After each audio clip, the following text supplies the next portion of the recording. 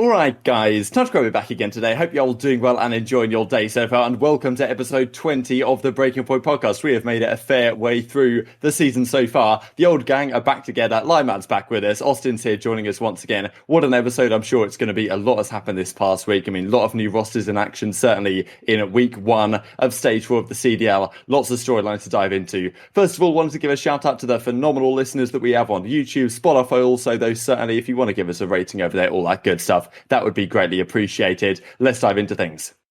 Boys, back in business. Wonderful to be joined alongside you fine gentlemen yet again. Wanted to throw it to Lionman first of all. Been a minute since you've been on the show. Of course, time zones have really been messing us up here at breakingpoint.gg. But back in action. Great to have you with us once again. Gregor. Yeah, mate. Thank you. Good to be back. Talk some COD, talk some shit. It'll be good. You know the drill. I mean, I'll throw it to you first of all, really, because there's a bit. I mean, I don't know if you were like in the news, but you got in a couple of videos, right? Like there was the whole, well, if you guys didn't see you listening, watching at home, Los Angeles Thieves did this awesome video with the player cards unboxing type thing where Lionman, I'm pretty sure you've been working on these for like months at this point, or certainly a couple of months, I think, putting together these cards that got printed out, got put into packs. So Thieves goes open them up in a video, and then it was honestly really good fun to watch. I don't know if it's deleted, I think it's unlisted, but I'm understanding, like most people are saying, that the CDL were like, yeah, Thieves, do you want us to take this one down because they're working on their own thing with Upper Deck or whatever for the cards. So, like, I know you were kind of frustrated about them, Madeline. I don't know how much you want to dive into things, but just, a couple opening thoughts. Yeah, I understand the whole situation, and I understand why they took it down. That's not a problem. I just didn't like that they made it so cryptic, got it taken down silently, and then obviously now it's not even unlisted. I'm pretty sure it's either private or gone entirely. But it took a long time to make those cards. It was like early April I started them, and then the video came out end of May, and it was doing really well as well. And I just feel bad for the guys who worked on it so hard, because I just made the cards, like designed them, whereas they actually put them together, put them in packs, did a lot of work, all the motion graphics as well. So I felt bad for them. It was just a tough situation, but I just really hope their Upper Deck cards are decent, because if they're not, then that's going to be quite embarrassing. Yeah, I agree with you on that one. Well, that's the thing, right? Like those Overwatch League ones, from what I've seen, are particularly pretty, but I agree. That video was banging. Like, I don't know if you got the chance to watch it, Austin. Yeah, it was really good. I really enjoyed it, but yeah, it just didn't work out in the end, huh? I think though, because of the cards I've done, they're going to feel quite like pushed into a corner to make them really good. You'd think. I'd hope so, but we never really know with Activision, to be honest. But that is true. But I agree, it's not because I saw a lot of people talking on the Reddit, like, okay, when they release them, are you actually going to buy them if they're not like Lionman standard? Is what people were saying, right? So there's pressure on, because if they don't, then people are going to be. I'm sure people are going to be replying to your tweets. Let's just say that. So yeah, awesome stuff. I know Lionman's going to have to leave us towards the end of the show, so we'll dive into some key storylines and drama from the week. So we'll go through, at least team by team, at least in terms of the teams that played 2 matches. So Paris first up. You just mentioned a really interesting stat, Austin, with regard to tempered scraps with their draft buff fantasy points so far this stage. Trying to find the results for some reason, don't have it up on my left-hand side. But they played their first series up against FaZe. They lost that one. They looked decent. Then later in the week, they played up against the Mutineers, or the Minnesota Rokkr, sorry, and they lost that pretty handily in the end, despite winning both search and destroys on the week. So once again, Paris, they make this change. Zaptius comes in. I thought the series against FaZe was going to be promising for them, but really against the Rokkr, that was kind of a must-win for them to have any chance of making champs. That's my take, Austin. Yeah, I mean, their first series, they played us really well. And the second series, I believe they lost, right? They lost Minnesota, so they definitely needed to take one of those at least to start off hot for this stage. But I mean, they showed promise, which I guess is a good thing, because even if you get eliminated for champs, there's still $1 million in prizing for the next 2 stages. So if they can scrap it together for at least one of them, at least they have a chance for prize money. But an interesting fact, I guess, a positive is Scraps and Temp right now are the number 1 and 2 fantasy players for this stage. They've had like great success in S&D. Both of those players combined are 8-0 in opening duels. Maddie is 19-3 for kills and deaths right now, and Temp is 17-7. Yeah, He's a and 6.3 KD. yeah, and Maddie, he has 1.36 kills per round and over 260 ADR, and Temp has 1.2 kills per round with over 224 ADR.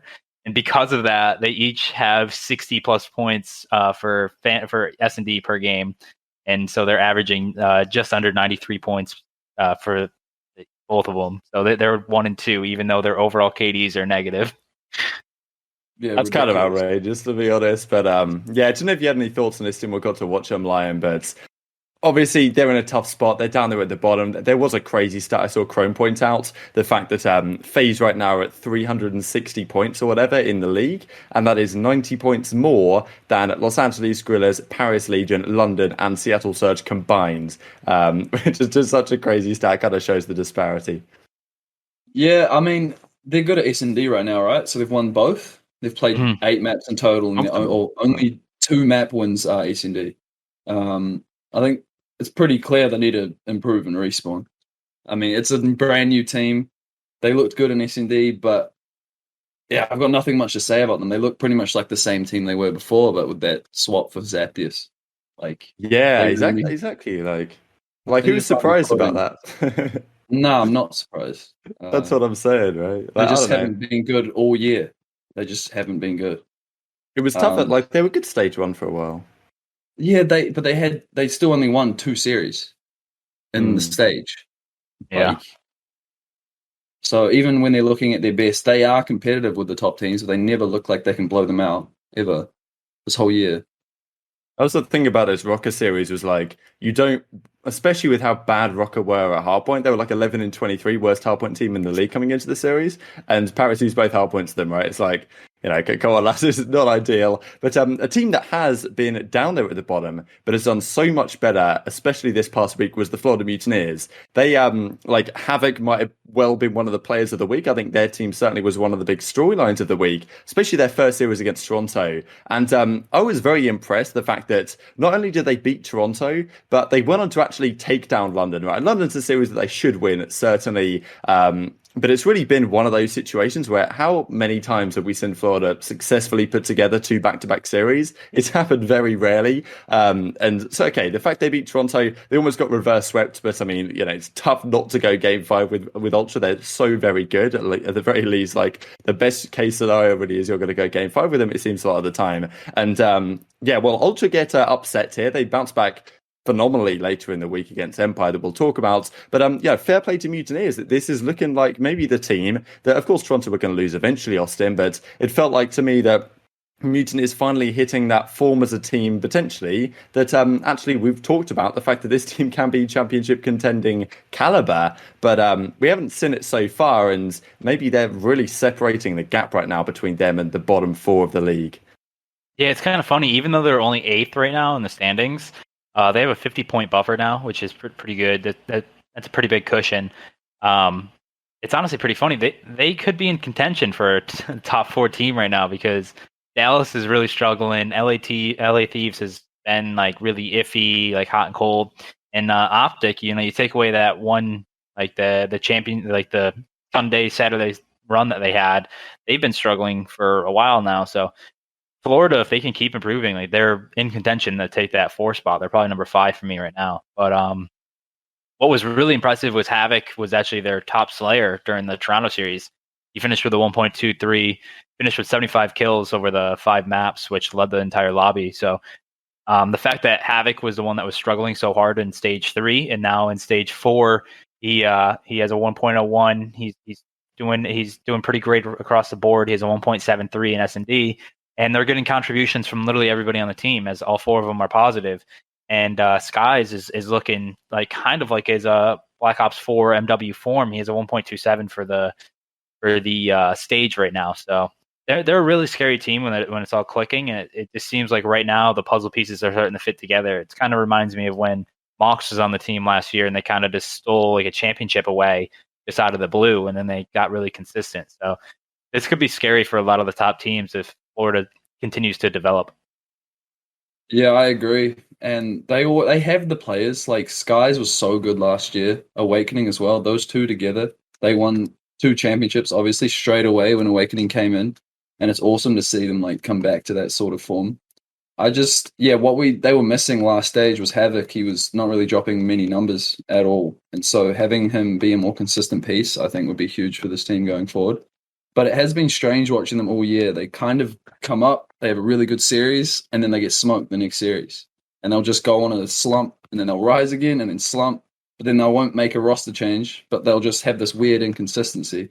And so seeing them finally look like they're going to start being more consistent, I don't know. They can be scary, just like they were last year. Yeah, I agree. I think it would be great. Go on, Austin. I'll give him a point in a second. Yeah, a big piece of like why I think them and OpTic have been struggling in particular is I think the format this year is really detrimental to momentum. Like you get a big win and then you kind of like sit around for 2-3 days and then all that momentum is pretty much gone because you're not practicing. You're usually warming up teams. You lose all that momentum, and like Chal heavy teams like OpTic in Florida, it's usually like really hard for them to like keep that momentum going. So the fact that Florida's now put it together in consecutive matches is like a huge victory in itself, actually. Yeah, that's a really interesting point about the momentum factor because we certainly saw OpTic pull that out of the major, and maybe when they go to LAN, it'll be another similar story to that. But yeah, Mutineers, they play this coming week against the Subliners on the Friday. Then on Sunday they play Gorillas first matchup. So 2 series that they're very capable of winning right now. I think Subliners is obviously going to be tough, but this is what was so exciting to me about this series when Mutineers beat Ultra was that we haven't really seen a team contend for those top 3 spots in quite a while, right? We talked, okay, OpTic maybe 4th best team, FaZe clear number 1, then Ultra, then Subliners. And right now, like, those are obviously the teams to beat. Now, the fact that a team has actually taken down Ultra, like, it might seem like a relatively small deal at the end of the day, but this is pretty important, right? Because Mutineers proving that they actually can be, I think, as you said, Austin, the fact that they could be the 4th best team, which is, maybe not, you wouldn't put them there yet necessarily, but you see what I'm like, they're moving that direction. And it's exciting that some of these top teams could actually lose because it's kind of strange that early part of this season we were talking about the fact that, oh yeah, the league is so competitive, but now you look at some of these series and you're like, a lot of these are foregone conclusions, and there's a very clear disparity in terms of the skill within this league right now. So, I guess a perfect segue really to talk about London because they find themselves in a tough spot. I'm still kind of mind blown in a way at the fact that they decided to make this 2-man change, right? I know there was some talk about this. I don't know if you have any thoughts on this, Lion, but the Afro movement, I think Afro, like from what I've seen from him play, I think he's been great. I really like the way this guy plays. I think there's a few moments, especially like on standoff search, for example, he was just finessing his life to perfection, getting 1v2s. Really impressive stuff. The Alexx move, the first series they played against Dallas, they did very well, and then they get completely world-starred against Mutineers later in the week. So I don't know what you think about London here. If anything, it feels to me like they're in somewhat of a similar spot to Paris. They make a change, doesn't really do too much. If anything, they regress, and their chance of the World Championship seem to be slipping away faster than ever. Yeah, it's just strange with London because whenever they start to get on a roll, when they start to actually start playing well as a team, they'll make a change.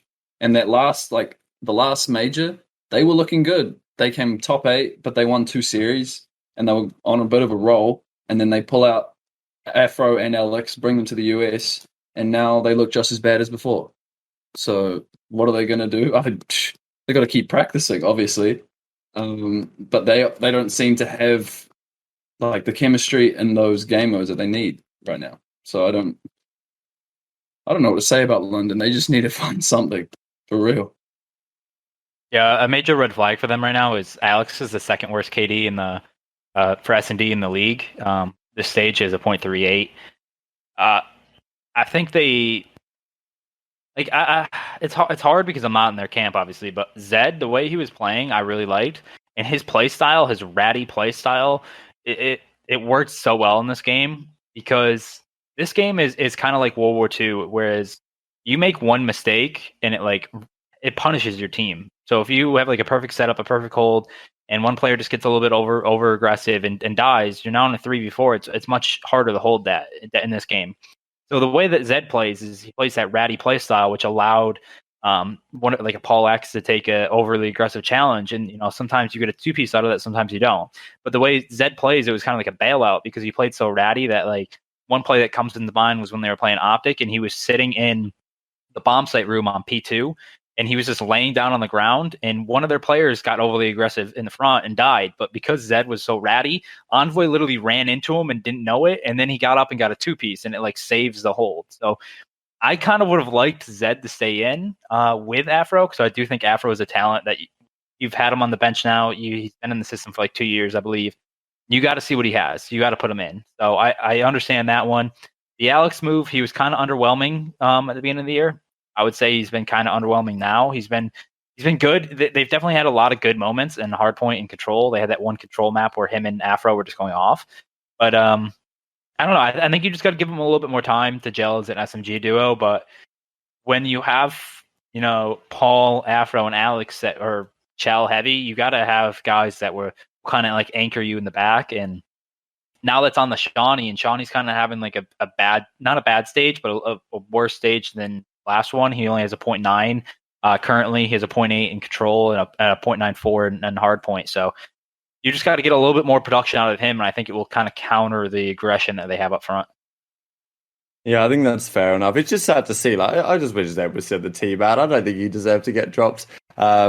But yeah, I mean, how many changes have London made, man? It's actually outrageous, the amount of players they've had on their team, the rotation. I mean, they must have had almost like 10 players on their team at this point. It's just ridiculous. Yeah, from at least what their roster was at the start. Like, 'cause of course, they had 0 there, and that's gone wrong. And then they dropped, Haggy, of course, and then they dropped their coach Dominate, then they bring him back. Now he's in the States. What is going on in that London camp? I don't understand it. And they play Ultra, which is on this coming Saturday. That's exciting to me, right? Because it's like the European team versus the actual good European team playing for Toronto. That I think most people in Europe right now, we enjoyed to see Toronto's success despite some questionable organisational decisions probably on both of these organisations front these last couple of seasons. I just searched it up. They've had 9 players this year. For real. So much. 9. There you go. So let's go through them, actually. So the starting roster, I almost forget. I mean, even think last year, right? The difference of their team, right? They had Scraps, Wuskin, Rated, Jerd, Dylan at the start. And then, they had Mad Cat was a sub. I mean, it's just all gone wrong, man, right?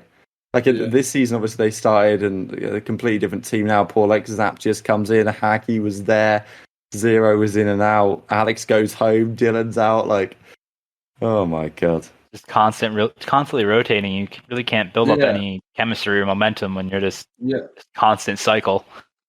It's crazy. I understand the thought process, but it would have been better to just keep the original team and then see how they performed after 2 stages, because they haven't had the same team for more than 1 stage. Is that right? That is right. That's got to be right. Yeah, it's crazy. They don't get a chance to actually gel. That's a 1-month period each of these rosters have had. And then they just switch them out because they're like, They had must be Hacky wasted some serious first one, cash right? as well. Yeah, Hacky stage 1. And then Paul X stage 2. And then Zed and Zap in stage 3. And now Alexx and Afro in stage 4. Man. Shorty is the only guy. Shorty is the only man who's been there the whole season. Everyone else on their lineup has changed out, which is... to be fair, Shawnee's been extremely consistent. And he's played pretty decent. Yeah, he's been good. I think he's a good player. I think he gets overlooked a lot, honestly, what he does bring to this team. He's a rock for this team if they have the pieces around it. And he can actually have some really good takeover maps, but it's just it feels like they're trying to do a Toronto in a way, they're trying to just mix and match for the whole year and then find a team that works, but it's not worked for them, right? And to be fair, Toronto took pretty much the entirety of last season to find a squad that worked and clicked and then won their own home series and then went on to look good at the championship. I just can't see that happening with London, unfortunately, with the pieces they have right now. I'd love to see it, but I'm just not particularly confident. But to be fair, last time, a few episodes ago, I said I thought London was chalked. And actually, they look pretty good at the latter half of stage 3. So maybe I'll kind of jinx it into reality again. Let's talk about Rokkr then. We did touch on them earlier. They make this change. MajorManiak comes in. They get bodied by OpTic in their first series. Like, this was not even close. There was quite a lot of talk about this series. Game 1 was really interesting. The Moscow Hardpoint, the almost comeback for the Rokkr guys. Game 2 on standoff Search and Destroy, lovely to see, by the way. Shame they didn't go down to the wire. I'd love to see some more round 11s, but teams just getting blown out the park on this one, it seems, early on. Your team being one of them, Austin. But, it's what it is. Won the series anyway. And, Arsty's dropped the donut. That was kind of funny. But yeah, this series, similar thing ensues. I think Maniac has he goes up 1 in 7 in one of the maps. I think it was against the Paris series. Actually, he had a poor Search and Destroy performance, but it was quite interesting because they bounced back from the OpTic series impressively. They take down Paris, and Maniac actually looked really good in the series against Paris, especially. But in his respawns, right, not in his Search and Destroy, and that's what I'm thinking with Rokkr. That if they can step up their search game, which you are expecting, then they can at least become a contender once again. But I still think it's going to be tough, Austin. Yeah, right now, honestly, it's kind of a good sign that they're playing well in respawns, because that's been their weakest modes basically all season. So I cannot fathom Priesta having a 0.33, Major having a 0.4 or 0.5, and Attach having a 0.4 in S&D for the rest of the stage. It's not going to happen. So I definitely think there's lots to build on. I think they're not in a perfect place, but I don't think they're in a terrible place going into the week 2. Currently in the 4 seed, but the way that OpTic kind of lost, and LA Thieves have only played one match, so that one kind of looked a little iffy. It took Seattle just really throwing it away. They definitely have a lot to build on in week 2. They could definitely finish with a top 2, top 3 seed. So I think they just have to rework some of the S&D breaks that they had, and they'll be in a much better place. I think they just need a little bit more chemistry in that mode. But a real bright spot definitely has to be Major. He has a 1.07 in his return, highest KD in the team, and his engagements aren't. I know everyone likes to pick on that. His engagements aren't as that low, so he's definitely been a better the second time around for them. Yeah. And I feel like because they're in Group A, if we really look at Group A, we don't know how good LA are. OpTic looked pretty bad. Seattle are trash, and so is Paris. And then Atlanta's at the top. And so it's like, but Rokkr have a chance to easily be the second seed if they just play well in their last 3 series. Yeah. So they got, who do they have? They've Surge first next week. Yeah, which they should play FaZe and the other big dog, LA Thieves. LA, that one, I don't really know. If Rokkr are firing, they could probably win that series. Atlanta, they're going to get smoked. And then Seattle, I think they win that series. So best case scenario, they finish 3-2. And I think that's probably going to be second. So yeah, that's a good. And they're only going to get better, They won't be bad at S&D the whole year. Like Austin said, they just won't be. They're too good, those players together. So, yeah, the most important match there is the LA one, because since they already lost to OpTic, they lost the tiebreaker. So if they go 3-2 and they beat LA, and Seattle, they already beat, right? Or no, Paris. They Seattle next week. Yeah, if they beat Seattle and LA, that guarantees them the 3rd seed. Yeah, well, good analysis from the boys right there. I think it'd be great to see, right, if Minnesota can make a bit of a comeback, because when they first made this standing change, it was like, all right, hang on a second, we've got another championship contender. Hasn't really materialized. That's what I want to see, right? I want to go to the World Championship having 6 teams that can win. And right now, that's not the case. So let's go into, that's perfect segue. Come on, how does he do it every single time? The reigning world champions are the Dallas Empire. And right now, we go to the World Championship and they're not looking good, right? This week again was pretty woeful. A lot of people are saying they're still trash. What do? They beat London. They beat London in such a ridiculous fashion. That game 4, the Hardpoint, I don't know if you got the chance to watch it, Lion. It was nearly probably the biggest comeback of the season, to be honest, on Garrison Hardpoint. Yeah. Dallas are up 246 to 160. London played it pretty perfect, to be fair. And then London did the classic London, where they do all the hard work, get to the very final line, and then Lily pops a 2-piece, which you should never get in a million years. London over challenging, and then they get broken the last second. Clutch from Dallas, but I don't know. They should have probably lost the series then and there, and that would have been a dagger. And then they play Ultra. And yes, Ultra did. They kind of did what FaZe did earlier in the season when you guys first lost to LAG, and then you came out and played London later in the week or the next week, and you just like came up with the fire, like, all right, lads, no more messing around. We're just going to body these guys, and that's what they did, right? But you don't expect really Dallas to be able to get destroyed like this. Like, I mean, Vivid and Shotzzy, we talked about the fact that that SMG duo in theory, Austin, should be pretty damn good. But yet you get less production out of Shotzzy. Vivid statistically was woeful. They got completely destroyed. And it's like, Clinics is 2.2 KD in the control. They can't win a control to save their life, which doesn't make any sense. Their search and destroy is fallen off a cliff. And Hardpoint, they get bodied by all the top teams. So it's like, Dallas Empire, I don't know, man. I've seen some honeymoon periods this season. Dallas haven't got one, and we see the guys on Thieves talking about the fact that they just brought in Huke, and they knew within a couple of days that this team wasn't going to work. You tend to know pretty early on that teams aren't going to work, and well, it doesn't seem to me that this team is working, Austin. Yeah, it's kind of crazy because Vivid, I think he's really talented. I thought for sure he was going to be able to slot in here and then play pretty well next to Shotzzy. But actually, he has the league worst for stage 4 overall KD with a 0.63, Slayer rating with a 59, and adjusted KD with a 0.64. So he's been woeful in like literally every mode. He has a 0.67 in hardpoint, a 0.7 in S&D, and a 0.52 in control. And that's over 2 series too. That's not just one. So I don't know. I can't really think that he's going to be that bad again in week 2 and 3. If he can turn it around, then Shotzzy, I mean, how many weeks has he ever put up a 0.88? We just haven't seen it a lot since he started last season. And then since then, he's been good. So there is some to build on. Like Krim had a good week. Finished with a 1.05. He had an 89 Slayer rating. He had a 1.47 in S&D. Like he was pretty well. Illy still not crazy, but still like pretty. He did okay.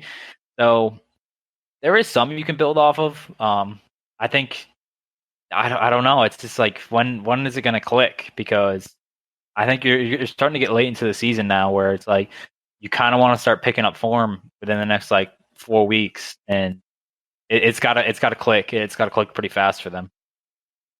Yeah. Vivid kind of reminds me. His play style reminds me a lot of Dylan, where it's kind of like just hit the hill, play for damage. He even used to message me about like how he's a damage dealer and stuff. And I'm like, and I thought that would be. I love that. I thought like that would be the perfect fit for this team, because they needed someone that could just hit the hill and like be an entry player, and give Shotzzy the ability to roam around and get kills. But it seems like his introduction has actually made the team a lot worse, and I don't really know how. It might be just, the opposite of a honeymoon period where they just suck for the first 2 weeks, but that doesn't seem very logical. They need to find something, and if there was a player that could do it, it would be Krim to rally these guys. But I really don't feel like that fit just from the first week of watching is going to work very well. I don't know what you think about it, Rab, with Vivid.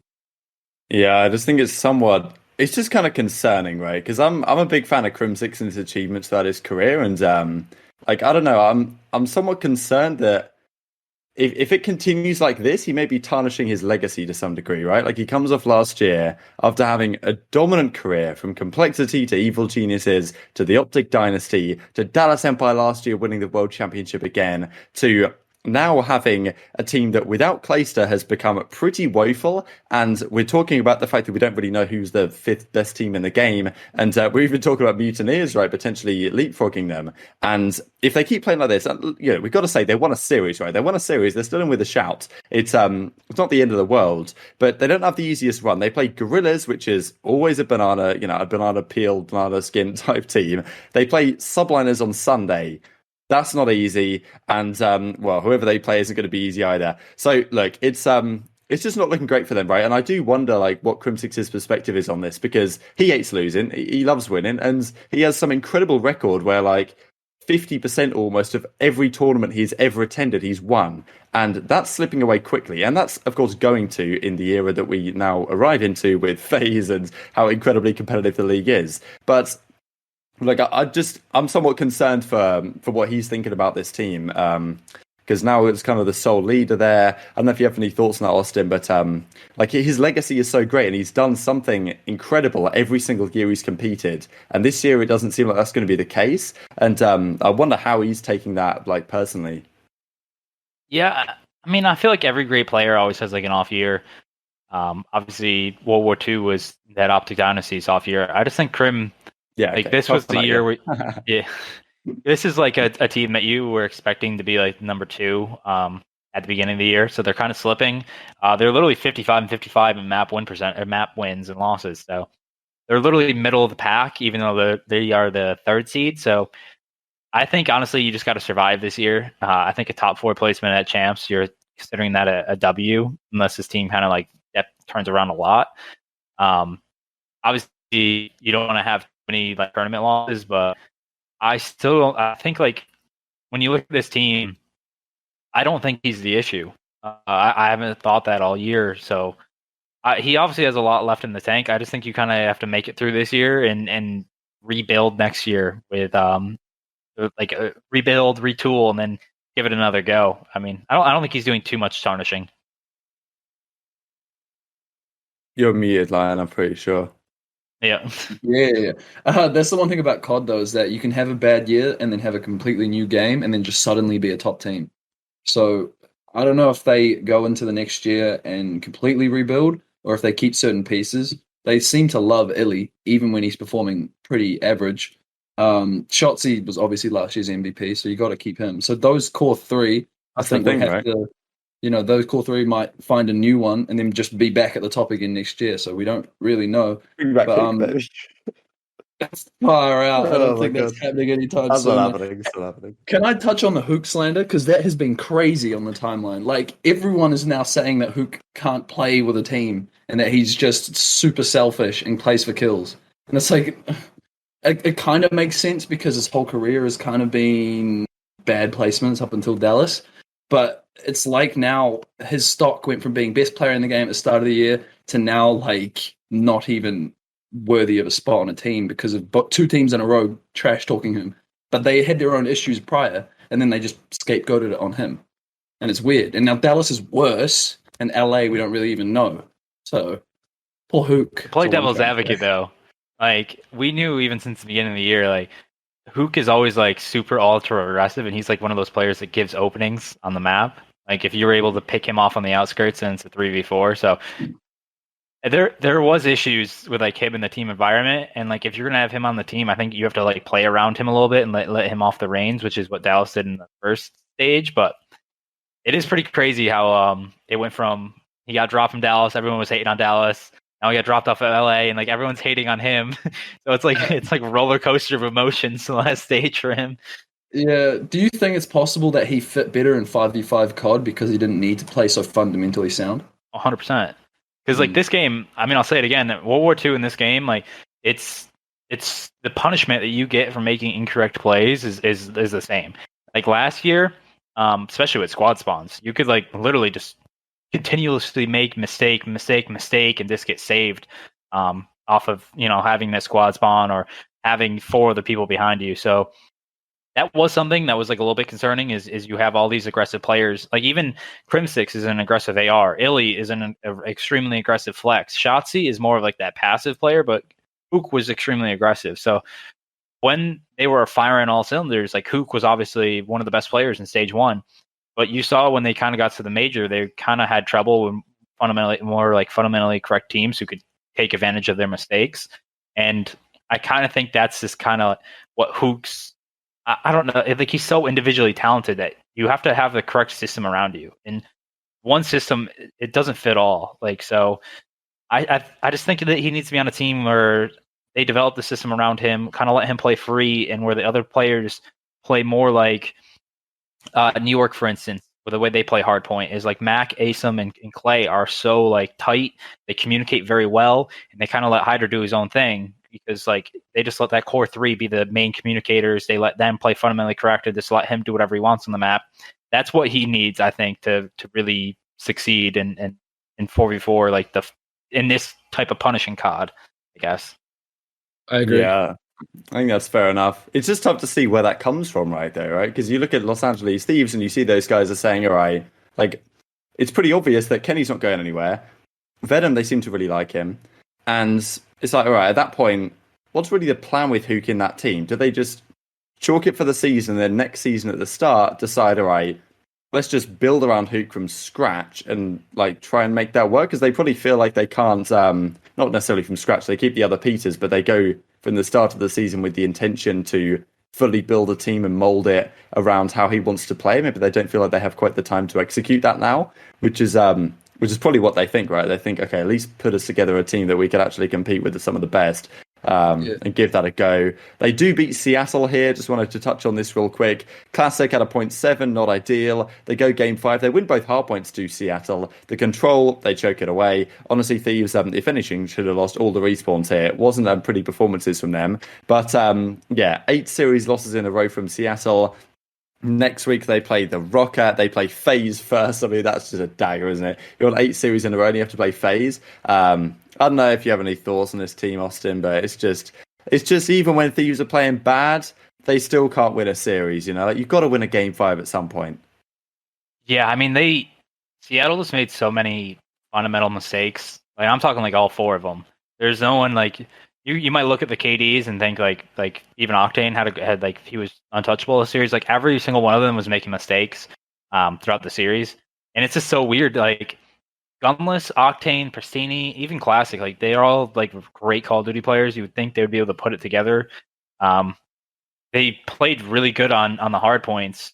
Granted, I think those 2 hard points are probably their best. Maybe Garrison's better than Moscow, but they are probably the best Apocalypse team. They're really, really good on that right. So I don't know. I just feel like this is they're not playing as a unit. It's just 4 individual players just roaming the map and just hoping they get 2 pieces, and that's how you win. And like you see how animated they get when they lose. Like you can tell some of the players are like really care, because as soon as the map's over, you'll see like them get like really aggravated when they lose. So they still care. It's not like they don't care. So it's just a really weird situation. Honestly, at this point, you're kind of just playing for pride, I guess, because I believe they are now 90 points. Yeah, they're 90 points away from Florida, which would basically take you to winning a major to make that up and have Florida do horrible. So they're in an extremely, extremely, extremely tough spot moving forward. Yeah, like even if they won the next 2 stages, they wouldn't even make it in, which is crazy. But yeah, I don't really have any comments about this team. They just haven't looked good all year. And the Classic change, I mean, Classic hasn't been lights out this year, to be honest. Do they have no other options? I mean, the fact that Decimate played for this team for like nearly not even a full stage left, and then the fact that that's happened in itself, that he left a CDL team because they were so bad. I mean, that should just say everything. So shall we move on from Seattle? Because there's not much. Yeah, I mean, I think that's fair enough. I don't want to bag on them too hard. Even though I will throw in another stat just because I thought this was funny, that Paris and Seattle, they've played... Well, let's just do it from this perspective to actually make sure I get this right. Atlanta FaZe have won more maps this season than Paris and Seattle Surge have played. Full stop. Which is just outrageous, right? If you think about it, like FaZe obviously making all the grand finals, they play a lot more maps, they win a lot more maps than Seattle have even played. So not ideal. Yeah, I suppose we should probably move on. Thought line? You put your... I was just going to ask, is it possible that they've won more series than Seattle have won maps? Oh, it's actually really close. Oh my god. It's so Seattle have won 28 maps. And FaZe have won 24 series. So it's actually not far away. That was a good spot. They're actually Paris actually have lesser map wins. So we're they're almost actually closer to Paris. If Paris said, like, well, I don't know, you could catch them up for real. I mean, if you 3-0 Surge, you know, you're getting close there. That's outrageous. Oh my goodness. It's not going well. It's not going well for lads. Before you leave us, Line, we're going to have to talk about the final series of the weekends. There was a lot to discuss on this one, right? I've written down a lot of notes on this, from the vetoes to how everything played and some of the issues with OpTic when they play the best teams. But okay, FaZe versus OpTic. OpTic come out swinging against Rokkr earlier on in the week. They looked great at the major. It felt like, okay, this is finally the chance that OpTic have. I think pretty much everyone thought going into the series, this was going to be OpTic's best chance in a long time to put FaZe to the test here, right, and see what they can do. They didn't look great up against Paris a few days ago, did Atlanta FaZe. But look, once again, FaZe just seem incredibly well prepared for these series. It seems to me, Austin, that you guys come in like with an incredibly strong mindset for these, like super focused, super want to win. Everyone was on the same page, playing lights out cards. And the vetoes were kind of interesting. I was actually kind of impressed with what OpTic did in a sense, leading Miami through, getting rid of Moscow. I thought they might try and square up with you guys on Moscow again, which I was like, probably not a good idea. Oh, you picked that? Yep. Interesting. Oh, well, fair play. So, well, yeah, I'll throw it to you in a second. But, I mean, look, just a couple of weeks ago, we saw OpTic get 3-0'd with the whole server, whatever, drama. A very similar series here once again. And kind of strange to me, the fact that right at the start of the game, Arstees just goes on a 9 streak. And from that very moment onwards, it felt like the confidence or whatever on the OpTic guys was just shot. And it was tough for them to fight back in this series, and they couldn't quite manage it, Austin. Yeah, I mean, the first hard point was we just took advantage. I think we had 4 hill breaks. They just I don't know what was going on. They just couldn't hold any of the money hills. The only hill I think they really had success on, hold it up real quick. I believe it was P4. P4 they got 43 points, but on all the other ones they were -48 on P2. They were -24 on P3. So there was no real hills where they were, finding their points at. Usually, even if you're struggling at, let's say, like P3, at least you have that P2 to pick you up. And if you don't have the original P2 time, then at least you'll have the P3, right? So just wasn't going their way. They started off the S&D with 2. I think we were down 2-0. We made, if you go back and watch our first offense, OpTic rotated really early. I believe it was a 2-2 split. They rotated really early. If you go and watch around 3, I remember watching this and freaking out because our guys noticed right away that what OpTic did in that first offense and literally adjusted the game plan within 1 round, which was insane to me. The amount of chemistry these guys have is crazy. That was the round where we waited them out. We did the New York strategy where you kind of wait and spawn, and then waited for 30 seconds. OpTic full rotated off the site, and we just got a free bomb site without taking any gunfights.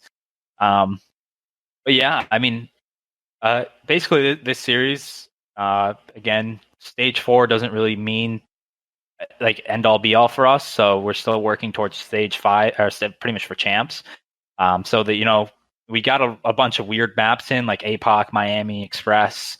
So we wanted to work. Your map pool is constantly a work in progress, and one of the best teams in the game, and OpTic. I mean, this series right there really didn't mean anything in the long run. So why not test your map pool against the best team, one of the best team talent wise in the game? So that's why you kind of got those weird maps in. But overall, I mean, I was kind of disappointed watching that map 3 for OpTic. I mean, I have it pulled up on my second monitor. Fundamentally, their system they had was just, I don't know, it just looked like they kind of just gave up a little bit, which is weird because every team in the CDL can make a reverse sweep. You win that map 3. Map 4 was APOC, which statistically we don't have the best win rate in matches. And then map 5 was Miami. So they were primed to have a comeback. And the play I'm looking at on my screen is round 3. They get all the kills middle, and then Dashy and Envoy they're on offense. They already captured, or they already got all the kills mid. Dashy and Envoy just full sprint out of pool house while they had 2 guys cutting up mid. Instead of waiting for those 2 guys mid to get the money, they just full sprinted up pool and died, which then left the 2 guys money. And then the 2 guys money just chowed out instead of waiting and holding that power spot. And then if you watch it even farther, then Dashy just goes on a full flank by himself. So it was so disorganized and so individual. They weren't working as a unit.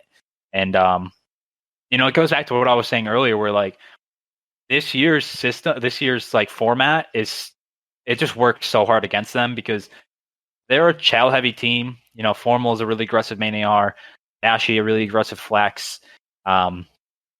They strive off of momentum, which is why you saw them do so good in stage 3. And they got this huge win to kick off the stage, and then they just sit there for 2 days, like kind of like stewing on it. And the way practice works, you know, the All-Star event pretty much killed practice for like 3 days. And then when there's matches going on, like those teams get warm up. So like OpTic doesn't really like OpTic or us. We don't like no one really practices. You usually get like one practice a day, if any. And usually you're warming up other teams for their matches. So like you pretty much lose all momentum from victories if you're not playing on back-to-back days. So it was really tough for them to you know, really build off of that. But yeah, Line, I don't know how much you got to watch of it. I mean, yeah, I watched it because I was at work when it was on, but I watched it after. And it's just these last 2 FaZe vs OpTic series have been so dead. Like OpTic haven't even put up any sort of fight. I think their KD across the 2 series, obviously the first series was semi-controversial, and then this one they didn't play any better. I feel like they have like a 0.6 across 2 series with FaZe. I don't know what is happening. I don't know if it's online or if they're psychologically just damaged against FaZe online, especially. Do you think the same thing's going to happen on LAN if they play each other? Probably. We don't know. I mean, that should be exciting to see if that does happen. But it's just those 2 series, we expect FaZe and OpTic to be really good, and it was just kind of boring to watch the whole time. I don't really want to touch on issues with OpTic, but the one thing that seems to be happening is that Envoy seems to play very on his own, very rowdy, and then when he can't make those plays, the whole team kind of suffers for it. But when he does make the plays, the team wins. It's like we saw in the first series against Minnesota. When he was making plays, it was just they were untouchable. And then when they come into the FaZe series, they get completely outslayed. He can't do anything. And then they get smoked on every map. So what do you think OpTic needs to do to improve, really, going into LAN? I mean, like every play. Yeah, go on, Austin. No, you can go first. Okay, yeah, sure. I just wanted to touch on the whole Envoy thing because I think you're right in a way. And I think the best teams are just like really well prepared for that, right? Like they're not going to let Envoy just have his way on the map like we saw happen against the Rokkr a lot of the time. But it seems like a lot of the time when OpTic, when that plan doesn't work, they don't have a fallback, right? And their teamwork just collapses when they go down a bit. Like the one round that stands out to me was when Simple almost got that ace to win the game. He got a 2-piece in the back. Then Envoy just flies out mid-tracks on his own. What's going on there? And then Scum eventually gets the trade. I'm like, this, you know, I did talk about it in the video today, but don't the pros tend to say that on LAN, it's, if anything, more punishing, right? Your teamwork is more important. Solo challing is more easily punished. You sit on a head glitch, you wait for a guy to fly around, you get that kill more often on LAN than you do online. So my concern would be that OpTic's playstyle right now, compared to FaZe's, for example, where teamwork is incredibly important, but also they have incredible takeover players, is, if anything, in theory, like not going to play as well on LAN. Obviously, there's pressure and there's other factors, but to me, I can't see that making too much difference, Austin. Yeah, I mean, it's really tough because I feel like they've been in the same spot for the last 4 stages. It's like they have one really nice win, and then they kind of have like a little bit of a slump. I really don't know. It's kind of weird how teams are just kind of hard stratting them. I feel bad for Troy, honestly, because honestly I listen to a lot of their practices. I think he's a really great coach. I just think if you're the biggest organization in the game, you should have more support staff around your team, I guess. You know, it kind of sucks. Like, I can't believe Tupac's not a part of that team. Like, I'm so happy we have him. I feel like if they had more help around them to kind of change the system that they currently have, I just don't know.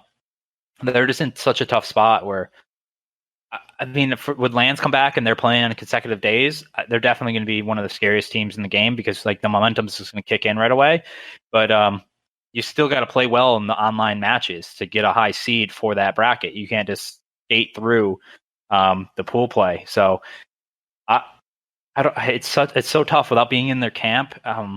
Because I always hear that the practices are going great, and then it's just like transitioning that into the matches, which kind of sounds familiar to what Florida was saying. If you remember that during like stage 2 and 3, is they kept saying like our practices are great, we just got to transition it in. So I don't know. I just think they just got to strengthen up the fundamentals, definitely in hardpoint, and then you just got to make the game come to you. You got to play ahead of the game, so the kills come to you, and it's a lot easier. You're not constantly fighting from the front. You're not trying to break constantly every hill. So, like, just because you can break and just because you have the best talent in the game doesn't mean you should be doing that. You should always be playing ahead. So I think they just have to get back to that. I think that's just got to be like a key to like their game going forward, is like playing ahead of the game and like letting it come to you instead of always trying to force mistakes out of the other team. If that makes sense. I agree. I feel like they learned early on in the year that they had such high slaying ability that they didn't really need to play fundamentally sound. And so they kind of got into this repetition of not playing the correct way because they had the ability to play the wrong way and still win. So now it's gone to the point where it's a little bit tough for them to switch out of that, and they are stuck playing in the wrong manner. But anyway, moving on, shall we? I've got to go, actually. Yeah, absolutely. Well, thanks for joining us, Lion. Yeah. Been a pleasure. We missed you. No, thanks, guys. Be back next week. We'll be here. Yeah, I'll be there. Sweet as. Catch you guys. Speak soon. Always a pleasure, of course, to have Lionman join us. Final thing I wanted to say on this topic really was the fact that if OpTic had a great series against Toronto at the Major, they nearly beat them. But FaZe are, I mean, of course, you know this, Austin, better than anyone. The team you've got to beat, they don't not make grand finals. That's the thing with FaZe. There's no home series this season where only 8 teams attend, and you can win one by not necessarily beating the best team. This season, that's not the case. And you guys have made every single grand final. You've won 2 of them. You lost 1 to Toronto, which was playing incredibly good Call of Duty in a best of 9. And, you know, I struggle to see a world in which you guys don't make. Of course, it can happen, but I'd imagine you guys are going to be in the grand finals for the rest of the season. I don't think that's a controversial statement by any means. And that means that if you want to win a championship, you've got to beat FaZe in probably a best of 9, which is like OpTic can't even win a map right now. So that's really where the issue is, right? Like if OpTic want to win championships, you've got to be able to beat FaZe. And that's why I think a lot of people are talking a lot about this series. Yes, it's only one series in group play, but I think there's probably a lot more implications here, Austin. I mean, obviously, like we're the team right now is like the top dogs, but New York and Toronto play us very, very well in both best of 9s and best of 5s. New York specifically matches up really well against us in a best of 5, just the way our map pool lays out. So I think if you're OpTic, I think if the results keep churning the way they are right now, I think you kind of have to bank, because like they played Toronto actually very, very close. I thought they were going to win for a while.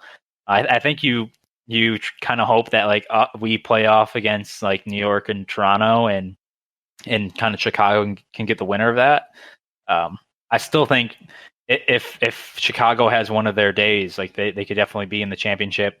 If they beat Toronto in stage 3, they would have played us for that spot in the championship, and they very well could have won that coming off of such a high momentum. So I just think you just gotta start off on the right foot, and this is like I feel like every time they lose that map 1, it just feels like they get put into a hole, and like mentally they just start doubting themselves or overthinking it, and then just kind of like, I don't know.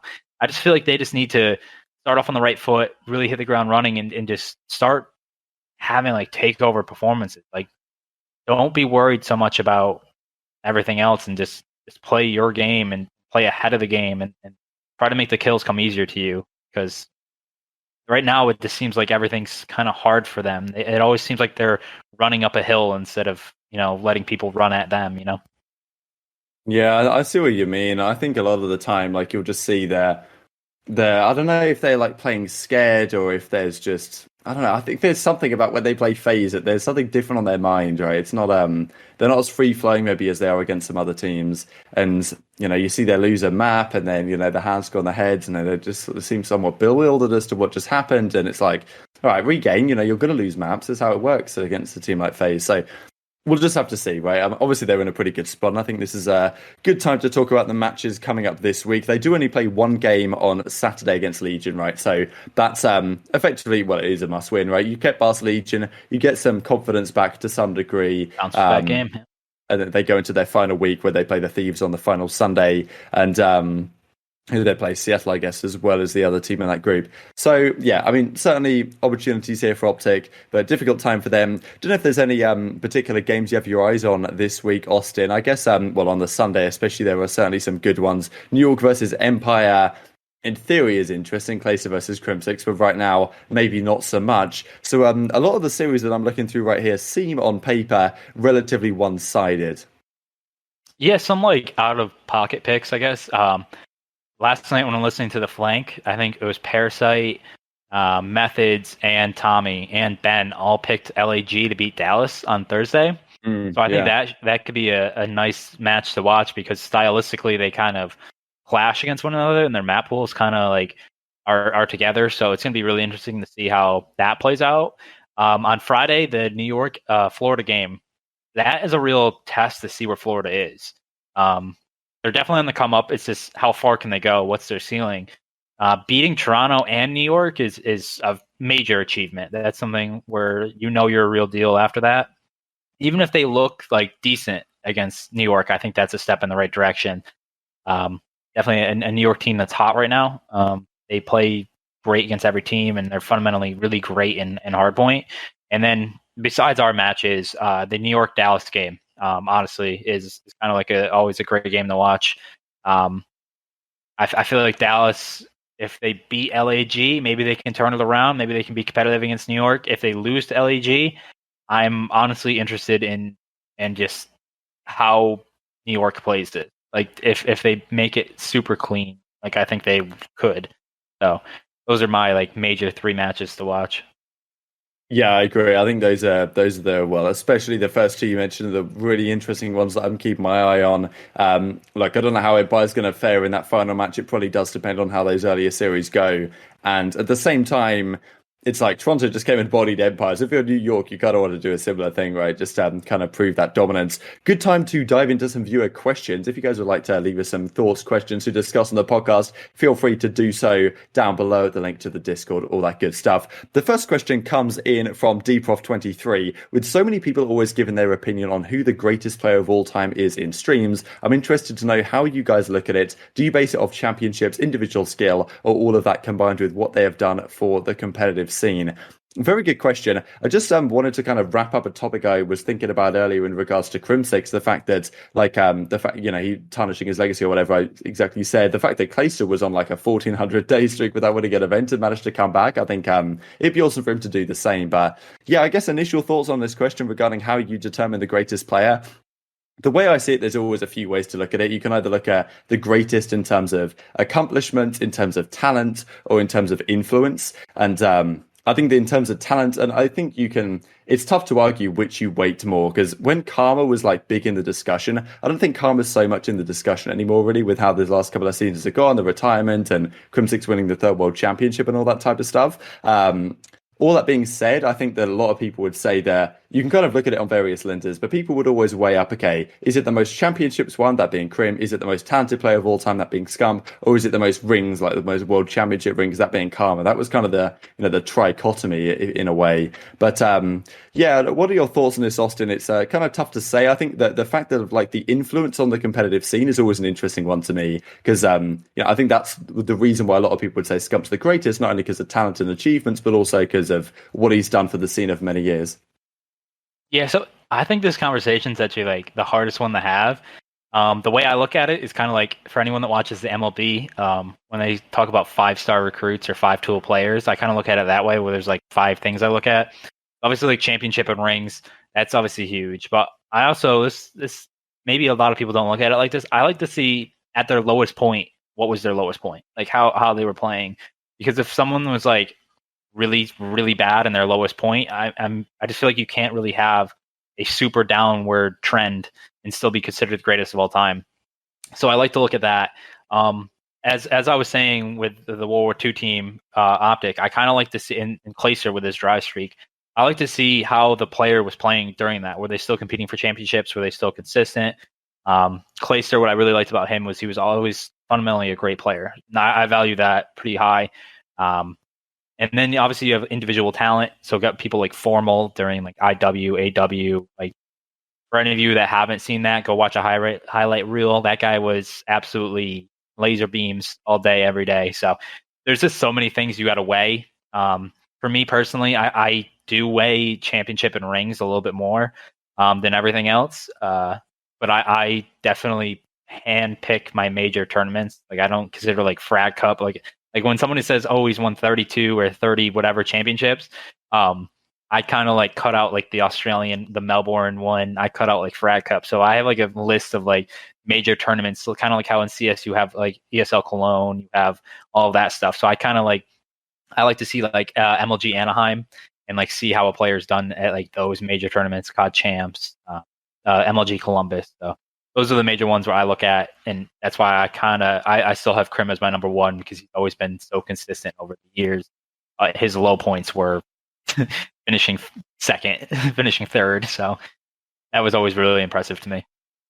Yeah, I agree. I think those are some great reasons, and I'd also put Crimsix as my number one in terms of greatest ever. I think like the influence. I think another point you made that was interesting was like, let's maybe look at it from the angle of how many times was that player the best player in the game? Because there was some discussion about like Simple, is he the best of all time a while ago in CS, being like, or looking at other players and asking, okay, can you be the best without being the best player in the game in any particular year?